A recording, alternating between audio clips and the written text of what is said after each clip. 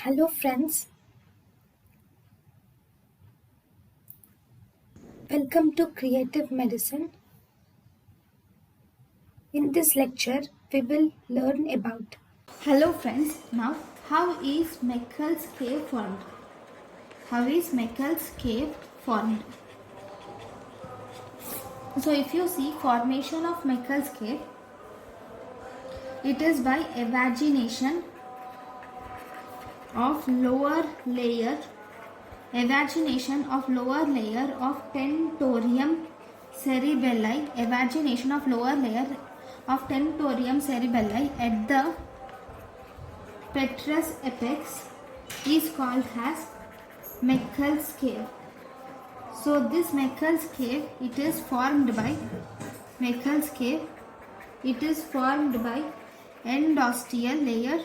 It is formed by endosteal and also meningeal layers of the dura. It is formed by endosteal layer and meningeal layers of the dura. This Meckels cave will house, or it has trigeminal ganglion. It has trigeminal ganglion. So this is about the Meckels cave. Thank you for watching. Thank you and thank you for watching.